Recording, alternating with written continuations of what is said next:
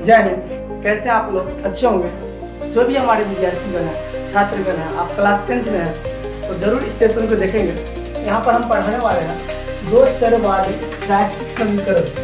ये class 10th के BTC गणित का सॉल्यूशन है, जो दो चर वाले रैखिक समीकरण से उसको सोल्व किया जा रहा है। तो देखिए, आज हम आपको थ्योरी बताएंगे, आप कैसे बनेगा सवाल वो भी बताएंगे। सबसे पहले आपको ये समझना होगा कि दो चर वाले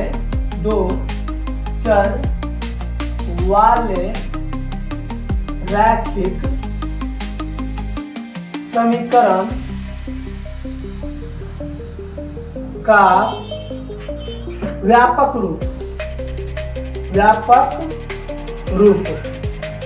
तो दो चर वाले रैखिक समीकरण का व्यापक रूप क्या है? तो a1x plus b1y plus c1 बराबर 0, ये समीकरण 1 हुआ। दूसरा a2x plus b2y plus c2 बराबर 0, ये समीकरण दूसरा हुआ। ये दो चर वाले रैखिक समीकरण के व्यापक रूप है, मतलब ऐसा रहना चाहिए। उसके बाद कुछ शर्त होते हैं जो याद रखने पर सवाल बन जाएगा। तो चलिए अब शर्त की बात करते हैं। तो शर्त क्या याद रखना है? a1 बट्टा a2 इजिकल टू b1 बट्टा b2 इजिकल टू c1 बट्टा c2, ऐसा रहेगा। तो सबसे पहला शर्त हम बताते हैं आपको। शर्त नंबर पहला, a1 बट्टा a2 is equal to not is equal to b1 बट्टा b2, a1 बट्टा a2 not is equal to b1 बट्टा b2।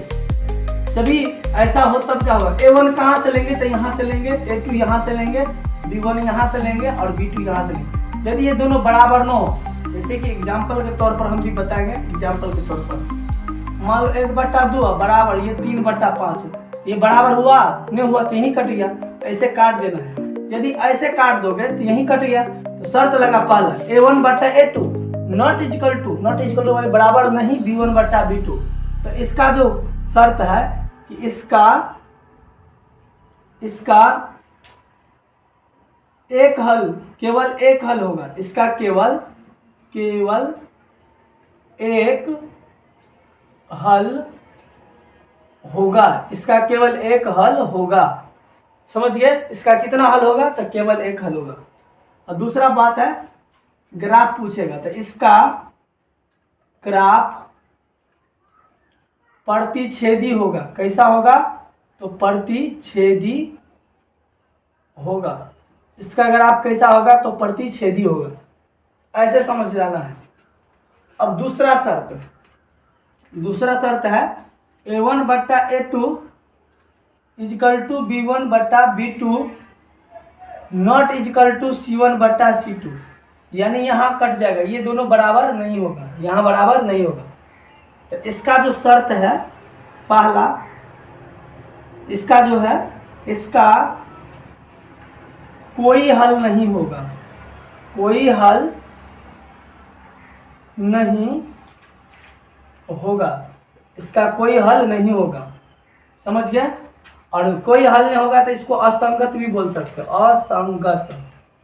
असंगत। हल होगा तो इसको संगत बोल सकते हैं। क्या बोल सकते हैं? तो संगत। समझ गए? हल होगा तो संगत, हल नहीं होगा तो असंगत। अब यहाँ पर इसका ग्राफ की बात करा जाए, इसका ग्राफ जो है, इसका ग्राफ समांतर होगा। कैसा होगा? तो समांतर होगा। इसका ग्राफ समांतर होगा, ये भी समझ गए। अब तीसरा शर्त है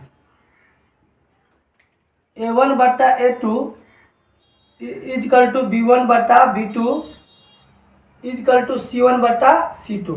ये तीनों का तीनों यदि बराबर रहे तब क्या होगा? इसका अनेक हल होगा। अनेक हल होगा। इसका अनेक हल होगा। इसको अपरिमित हल भी कह सकते हैं। अपरिमित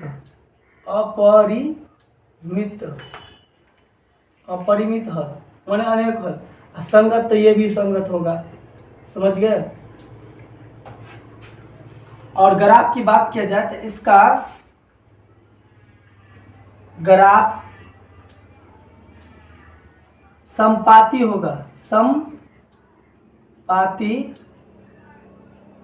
होगा। इसका ग्राफ कैसा होगा? तो समपाती होगा।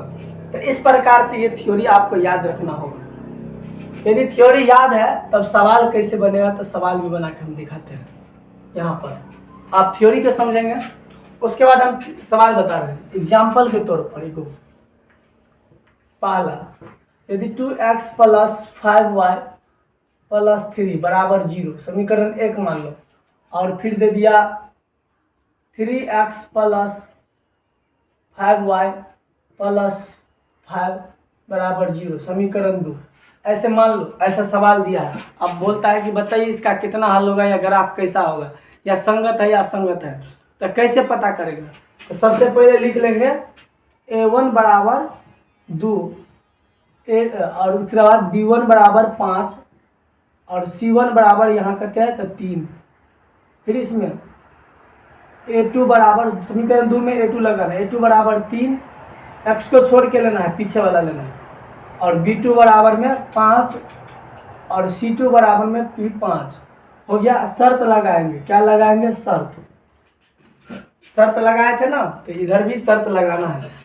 शर्त लगाओगे तो शर्त के a1/a2 = b1/b2 = c1/c2, ये शर्त है। मान लो यहाँ पर a1 का मान बैठाएंगे, a1 का मान 2 है और a2 का मान 3 है, बराबर b1 का मान 5 है और b2 का मान भी 5 है, अब बराबर c1 का मान 3 है और c2 का मान 5 है। तो विचार करो, क्या ये दोनों बराबर है? ये 2/3 है, 5/5 है, तो बराबर नहीं है, तो यही कट गया। जब यहाँ कट गया a1/a2 ≠ b1/b2, तब पहला शर्त लगा देंगे। कौन सा शर्त? पहला शर्त। इसका केवल एक हल होगा, इसका केवल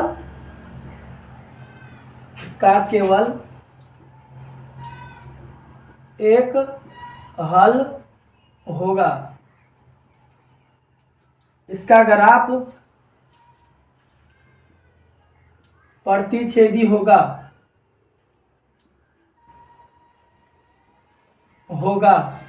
समझिए, हल होगा तो संगत भी होगा।